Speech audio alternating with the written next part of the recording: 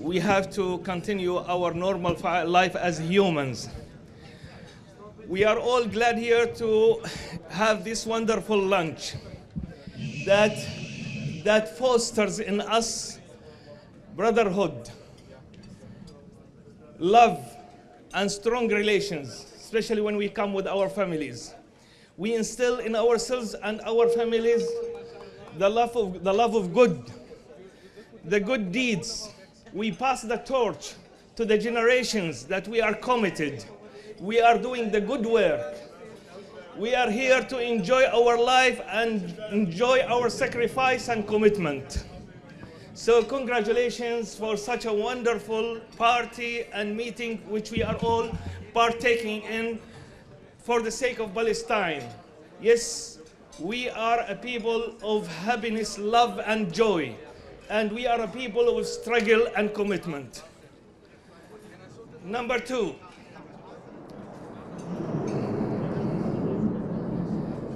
the important message that has declared here from South Africa and all over the world.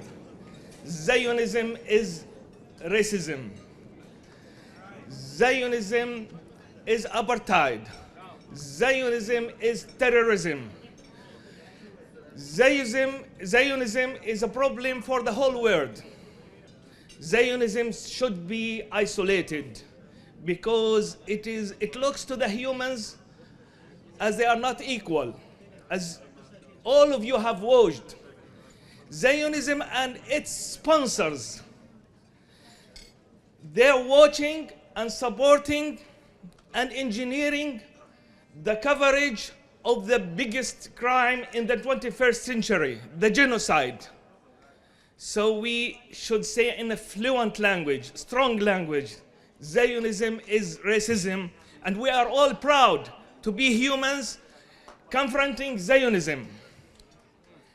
And resistance is a right and duty, and we pledge to resist oppression, to resist to restore our rights, to resist to save the lives of kids, to defend the heritage, the holy places. If we don't resist, we have to question our humanity, our values, our shared values. That is resistance. Why we are ashamed to say we are resisting? Because there are superpowers. They possess the weapons. They can put us on the list of terrorists. They can isolate countries. They can impose economic sanctions. That is ridiculous. We have to say loud, resistance is a right and duty for all humanity, for all what we have seen in Palestine.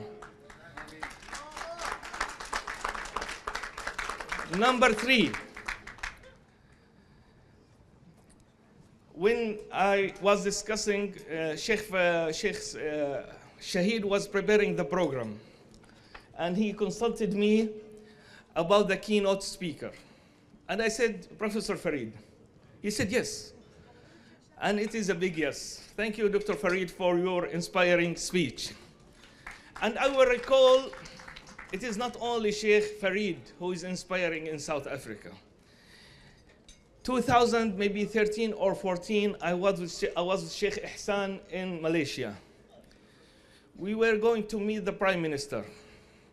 And at that time, we at Al-Quds Institution, we issued a book about excavations, al-hafriyat, the digging underneath of Al-Masjid Al-Aqsa and the whole Jerusalem.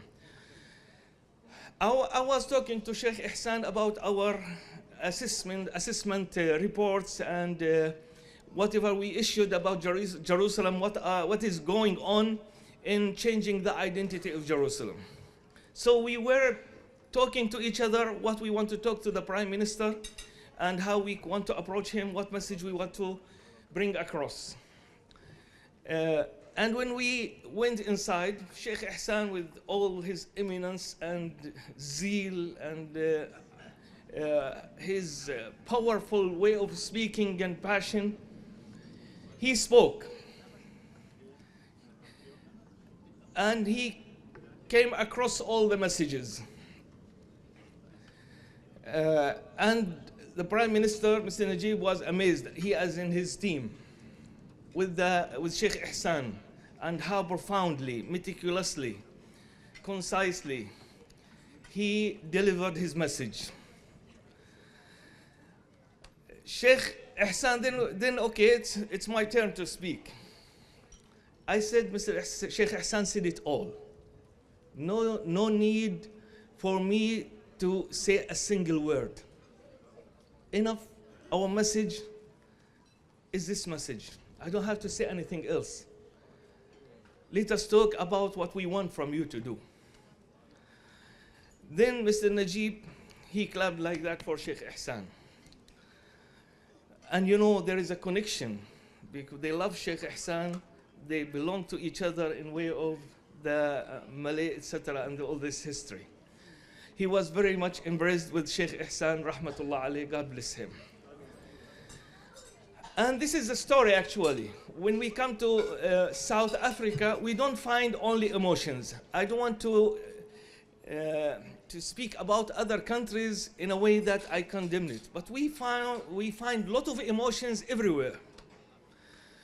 But when we find profound awareness in few countries and a few personalities, one of that is South Africa. The understanding and the awareness and the feeling and the way they act and transform the vision to action and possess their vision and their work to set an example for the whole world, it is something that we are really appreciating. And South Africa as a whole has to stand tall for that, because they didn't only accept for merry talks. They went into action. Holistic action, financial support, political support, mobilization, VDS, government work in the justice court. So that is South Africa. And who is doing all that? It is not only one individual. It is a group of leaders. We call it in Arabic, طبقة قيادية, a layer of leadership, which is diverse, in professionalism, different specialists, diverse and spread all over South Africa, from a Sheikh Maulana to a university professor, to a youth, to a woman, to a businessman, etc. That is the wonderful aspect of South Africa. I was told that I have to speak to the last message about our institution, Al-Quds Institution. In short, what suits this wonderful meeting, in 2001, after Sharon raided Al-Masjid Al-Aqsa, all the parts of Ummah, they have rallied in Beirut, in what is called Al-Mu'tamar Al-Qawmi Al-Islami, the summit for nationalists and Islamists. And they have declared to establish Al-Quds Institution. The idea behind that is that we have to rally together to safeguard Al-Quds. It is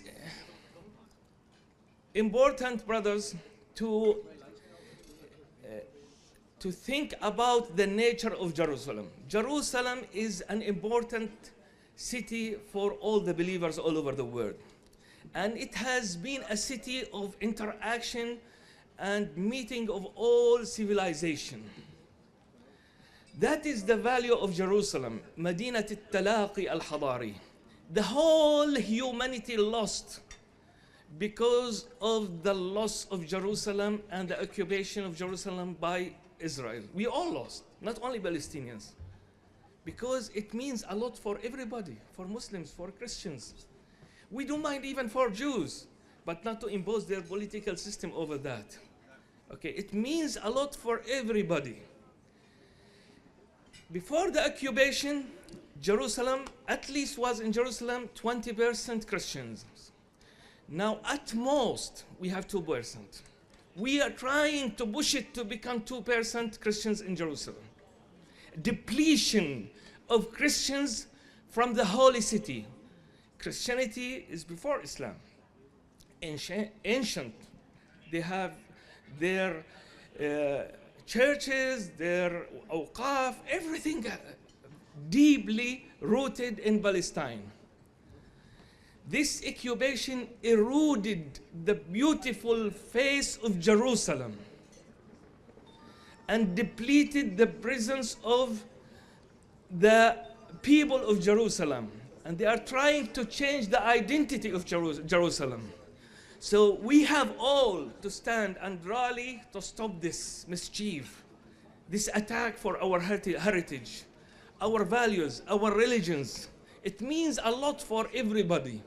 With this occupation, with this Zionism, with this racism, with this genocide, with this ethnic cleansing, we are going to lose the holy city, the beautiful city, the city of humanity. So it means a lot for all of us to work together. So here came to the Life Al-Quds Institution. In brief, if I was organized, I would be dangerous, I would be effective, I would be productive, I would be efficient. If we are together, we can complete each other. So the vision behind Al-Quds Institution is to work together for such the jewel of the Palestinian necklace, Jerusalem. Okay, we all feel proud to be and feel also fortunate that we are working for Jerusalem. And that's why we are building very soft and concrete and positive relations and bridges with you all around the world. And we have to build a strategic communication plan, a networking plan to come close to each other, to coordinate the work, to distribute the responsibilities from the point what I can do, maybe you can do. What you can do in Europe, I can't at all do, okay? So all this responsibilities towards Jerusalem to restore it, to rescue it from changing its face, to protect the face of civilization, it needs a devoted work, a dedication, a professional work, and we are going to reach our goals. Because now Zionism is in a big trouble. They lost their narrative. They lost their value. Yes, they can kill. They can kill.